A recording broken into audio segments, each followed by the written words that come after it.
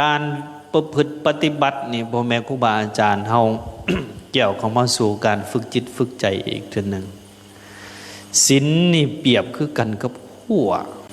เฮานี้เหมือนกับงัวซะเอา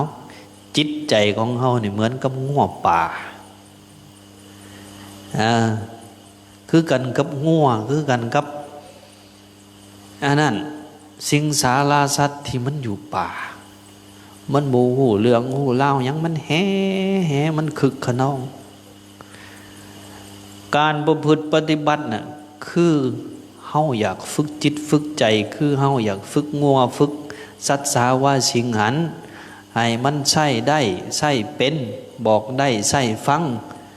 สามารถนำมาใช้งานได้เฮาสิเฮ็ดแนวใดนี่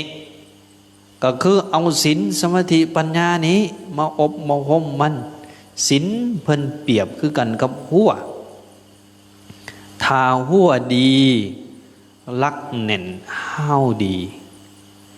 เบื้องต้นได้นี่เบื้องต้นได้นี่เฮาจับสัตว์จับงัวมาขังไว้นี่ขังไว้ในหัวเฮานะในสวนเฮานะหัวดีลักดีมันก็ออกยากมันก็หนียากนี่ศีลเฮาคือกันถ้าศีลดีบ่ด่างบ่ดำศีลบริสุทธิ์ผ่องใสกับจิตใจของเฮาก็เริ่มมั่นคงแน่แล้วได้มันออกยากนี่เมื่อมีหัวดีศีลดีแล้วฝึกก็ง่ายขึ้นมาอีกจำกัดเด้จำกัดมวยมันออกมวยมันหนีจิตใจเฮาน่ะเฮาก็ฝึกขึ้นมาใหม่อีกฝึกสมาธิภาวนาเจริญสติปัฏฐานสี่ผู้ใดสิพิจารณากายผู้ใดสิอีหยังก็แล้วแต่เจริญสมาธินั้นเปรียบคือกันกับอาห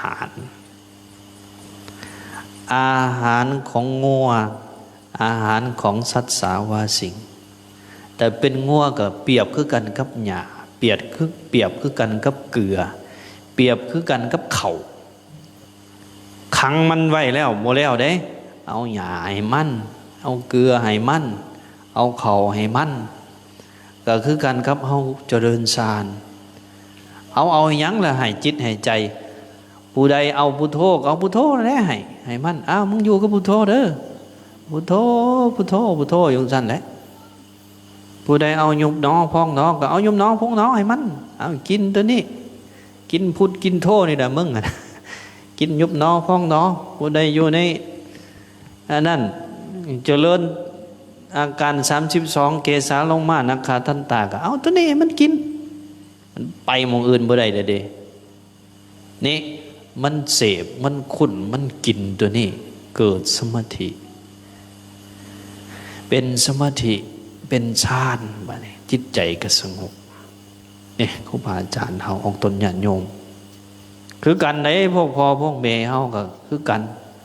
เป็นหยังจึงต้องมาไหว้พระมาสวดมนต์มาปฏิบัติธรรมแบบนี้จึงต้องสมาทานศีล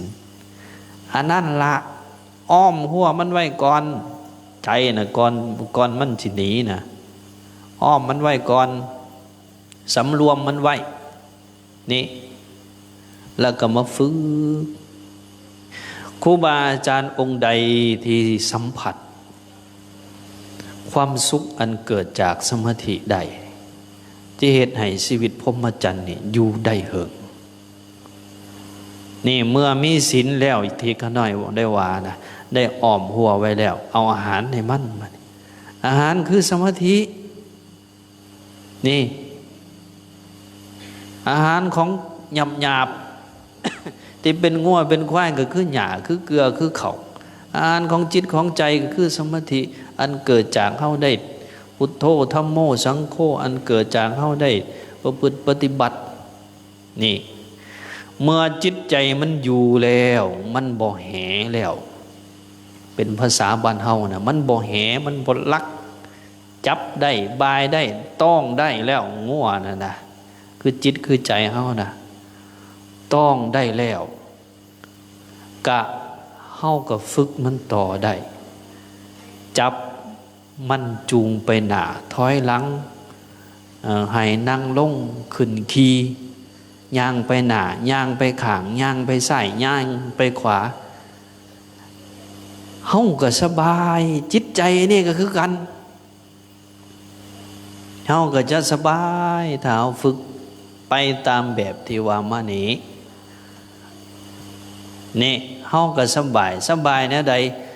สบายย้อนเฮาฝึกจิตฝึกใจเฮาได้ใจมันบ่กระเสือกกระสนบ่เวิงหน้าบ่พะวงหลังบ่กัดบ่กุ้มบ่อุกอังสังขยาจิตใจสงบห่มเย็นสามารถบังคับมันได้สามารถบอกมันได้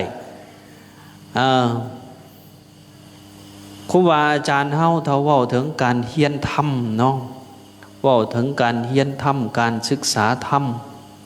ธรรมะในพุทธศาสนานะบ่แม่นว่าพวกเฮาบ่เข้าใจได้เฮานี่เข้าใจเบิดเว้าได้เบิดโอ้ยชีวิตมันบ่แน่บ่นอนเนาะมันบ่มีหยังอนิจจังทุกขังอนัตตาบ่หึงบ่นานก็ล้มหายตายจากบ่มีอีหยังเป็นของเฮาเอาหยังไปก็บ่ได้ฮู้กันเบิดก็ได้แต่ว่าเป็นหยังใจมันจึงยังบ่ละบ่วางเป็นหยังใจมันจึงยังบ่สงบห่มเย็นในทางพุทธศาสนาแล้วเพิ่นว่าเฮายังฝึกบ่ถึกขั้นบ่ถึกตอนฝึกยังบ่ทันถึงบ่แม่นบ่ฮู้ได้ครูบาอาจารย์เฮาแต่ละแต่องค์ก็ฮู้ทุกขังอนิจจังอนัตตาแม่นบ่โอ้ยซิกเอาไปสมมุตินะเอาลูกเอาผัวเอาเมียเนี่ยโอ้ยมันถูกได้มันทรมานได้อยู่หากินนี่แต่ก็ยังซิกคือเก่ามันเป็นหยังเอาลองตั้งคำถามย้อนเฮาฝึกบ่ถือขันบ่ถือตอนที่ก็น้อยได้ว่านะฝึกบ่ถือขันบ่ถือตอนนี่เพราะฉะนั้นแบบที่ได้ว่าศีลก็ให้บริสุทธิ์ให้สะอาดผ่องใสเสริมสมาธิเข้าไปเป็นอาหารเลี้ยงจิตเสริมปัญญาให้ได้พิจารณาธรรมมันก็เป็น มันก็เป็นความจริงที่ปรากฏในจิตในใจเฮาไอ้ตัวนี้ละเฮ็ดให้เฮาพบพ้อกับความสุขที่แท้จริงพบพ้อกับความสุขที่เป็นอมตะธรรมแท้ๆนี่เป็นอมตะธรรมแท้ๆตัวนี้ฮะครูบาอาจารย์เฮานี่จังวันนี้พวกเฮาเฮ็ดงานปริวัติกรรมนี่กะส่วนหนึ่งที่ก็น้อยได้เว้าได้รักษาศาสนาได้ฝึกตัวเองแล้วก็เป็นเหยื่อเป็นเครื่องอยู่เป็นเครื่องอยู่ของจิตของใจเฮาเฮ็ดให้ชีวิตพรหมจรรย์เฮาอยู่ได้เหิงอยู่ได้เหิงได้ตัวนี้ได้นี่แต่เฮาบ่เฮ็ดเดี๋ยวนี้มันก็อยู่ได้บ่บางผู้บางคนก็โอ้ยเฮาบ่มักหลักปริวัติเฮามักเขียนแต่ยันนี่นะเฮ็ดยันแจกนี่นะก็อยู่ได้คือกันนะก็ได้คือกันก็บ่ว่ากันบางคนก็โอ้ยบ่นะคนเฮาบ่มักนะมาปฏิวัติปฏิบัติธรรมโอ้ยยุ่งยากเฮาสิเอาแต่เสียเคราะห์สะเดาะเข็นนี่ก็บ่ว่ากันนะแต่ว่าความสุขทางในนะความสุขที่เป็นความสงบห่มเย็นความสุขที่พระพุทธเจ้าเฮาเพิ่นต้องการให้เฮาเข้าถึงนะเฮาจะบ่พบบ่พอตัวนี้เฮาสิบ่พบบ่พอนี่มันเป็นเท่านั้นดอกพ่อแม่ครูบาอาจารย์เฮานี่จังว่าการมาอยู่บริวารนี้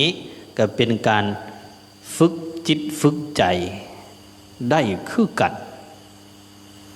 ครูบาอาจารย์เฮาฝึกจิตฝึกใจได้นี่แล้วก็อย่าไปคิดว่าตัวเองหันบางอาจบางองค์อย่าไปคิดว่าโอ้ยจะต้องเป็นสังฆาทิเศษเท่านั้น จึงจะมาอยู่ปริวาสกรรมได้สังฆาทิเศษมันมีถึง13ข้อพ่อแม่ครูบาอาจารย์เฮาใน13ข้อนี้ถ้าเฮาบ่ศึกษาก็จื้อบ่ได้ทั้งเบิดวันนี้บางข้อก็ยังมีความสงสัยเอ็ดให้เกิดความสงสัยนี่แต่เพื่อกันไว้ข้าน้อยว่าได้ในมติของข้าน้อยกันไว้เพื่อให้เกิดความสบายใจมาเข้าและดีที่สุดบ่ได้แท้ๆกับปีละเถื่ออย่างที่ข้าน้อยได้ว่านะบ่ได้แท้ๆกับปีละเถื่อนี่ถือว่ายังอันนั้นได้นี่นะยังหน่อยอยู่ได้นี่แต่เฮาอยู่โอ้ยมันอันนั้นเนาะมันบกขักบนแน่ในจิตในใจมีโอกาสไปปริวาสได้ทุกยามแห่งดีเกิดให้จิตใจเฮาเนี่ยมันหมั่นมันคงนี่เครื่องอยู่ของพวกเฮานี่ก็จะเป็นเท่านี้นี่เครื่องอยู่ของครูบาอาจารย์เฮาก็จะเป็นแบบนี้นี่ต้องหาเครื่องอยู่ในครูบาอาจารย์เฮานี่การจัดงานประพฤติปฏิบัติโดยเฉพาะที่มีงานปริวาสกรรมนี่นะจึงเป็นงานที่ดีแล้วก็ครูบาอาจารย์เฮาก็อย่าไปตั้งจิตตั้งใจว่าโอ้ยเฮามาอยู่ปริวาสกรรมจักงานสองงานเฮาสิซิกโอ้ยอย่าไปตั้งจิตตั้งใจเฮ็ดแนวนี้ได้ก็หน่อยได้เดี๋ยวนี้นี่สังเกตเบิ่งดอกครูบาอาจารย์เฮาสังเกตเบิ่งมีได้มีบางกระแสโอ้ยโตนั้นไปปริวาสก่อนเด้อจักงานสองงานค่อยซิกว่ามันก็เลยเหมือนคือกันกับว่าจัดงานปริวาสเพื่อที่สิซิกนะไปปริวาสเพื่อที่สิซิกนะอย่าพากันคิดแนวนั้นได้ครูบาอาจารย์เฮาจะว่านี่คือกันนะนี่เฮาจบงานปริวาสกรรมแล้วก็อย่าพากันอันนั้นเราบอกให้ขักแล้วเลยซิกก่อนเพราะว่าโอ้ยเป็นแต่เสียดายนี่ก็น้อยอยู่ในหน่วยงานนั้น อยู่ในหน่วยงานปกครองเพิ่นเก็บกรรมสถิตินะพระสงฆ์ลาวเฮาเบิดประเทศได้บ่แม่นนั่นได้เบิดประเทศมีพวกเพียงแต่20,000 กว่าหนึ่งได้ว่าได้หลายได้ครูบาอาจารย์เฮาเบิดประเทศลาวเฮาส่วนพี่น้องฟังหวยนะอยู่ประเทศไทยนั่นเบิดประเทศกับเจ้ามีพวกเพียงแต่200,000 กว่าว่าได้หลายได้นี้จังว่าปฏิบัติธรรมอยู่ปริวัติกรรมกะให้มีจิตใจ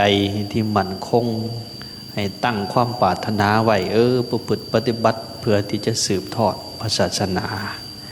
อย่าพากันมาประพฤติปฏิบัติโอ้ยเฮาสิซิกมันจังสิสบายเพื่อให้มีโศกมีไส้มีลำมีรวยบ่มีแนวของแนวคา